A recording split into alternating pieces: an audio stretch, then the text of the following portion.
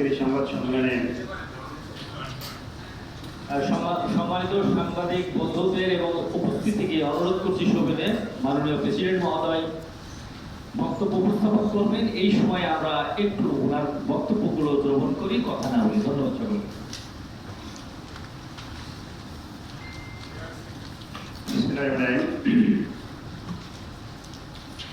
ধন্যবাদ আমাদের রিয়াদের সম্মানিত সিনিয়র ভাইস প্রেসিডেন্ট আব্দুল রাজ্জাককে।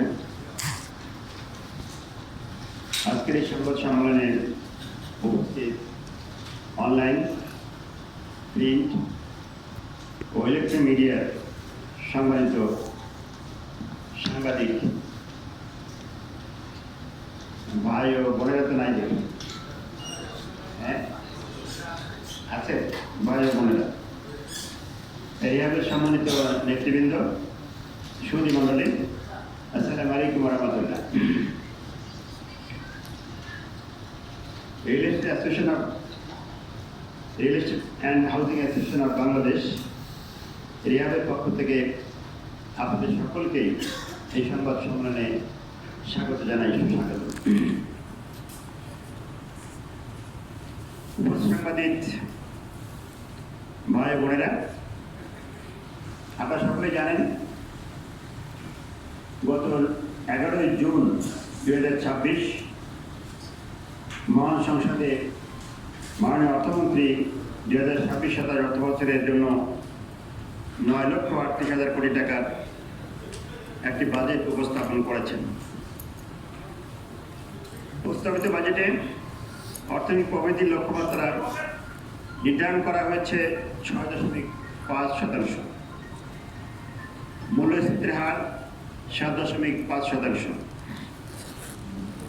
আমরা মনে করি এই লক্ষ্যমাত্রা অর্জন অনেকাংশেই নির্ভর করবে উৎপাদন, বিনিয়োগ ও কর্মসংস্থান সৃষ্টিকারী খাতগুলোর কার্যকর ভূমিকার উপরে। বিশেষ করে আবাসন, নির্মাণ ও সংশ্লিষ্ট শিল্প খাত সমেত দেশের অর্থনৈতিক কর্মকাণ্ডকে গতিশীল রাখতে গুরুত্বপূর্ণ ভূমিকা পালন করে। তাই আবাসন খাত সহ উৎপাদনমুখী খাতগুলোতে বিনিয়োগ ও ব্যবসা বান্ধব পরিবেশ নিশ্চিত করা গেলে প্রস্তাবিত প্রবৃদ্ধি অর্জনের লক্ষ্য বাস্তবায়ন আরও সহজ হয় বলে আমরা বিশ্বাস করি। প্রিয় সাংবাদিক বন্ধুরা, আমরা প্রস্তাবিত জাতীয় বাজেটে জমি, ফ্ল্যাট, বিল্ডিং ক্রয় বিক্রয়ের ক্ষেত্রে বিনা প্রশ্নে স্বপ্রণীত বিনিয়োগ প্রদর্শন সুযোগ দেওয়ার সিদ্ধান্তকে স্বাগত জানাই।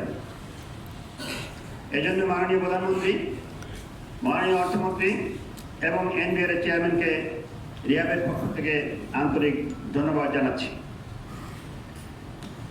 বাংলাদেশের অর্থনীতি উল্লেখযোগ্য পরিমাণ অপ্রতিষ্ঠিত অর্থ বিভিন্ন কারণে দীর্ঘদিন ধরে মূলধারার অর্থনৈতিক কর্মকাণ্ডের বাইরে অবস্থান করছে। সে অর্থ যদি আবাসন সহ উৎপাদনশীল খাতে বিনিয়োগের সুযোগ পায় তাহলে তা অর্থনীতি মূলধারায় ফিরে আসবে এবং সামগ্রিক অর্থনৈতিক কর্মকাণ্ডে ইতিবাচক ভূমিকা রাখবে।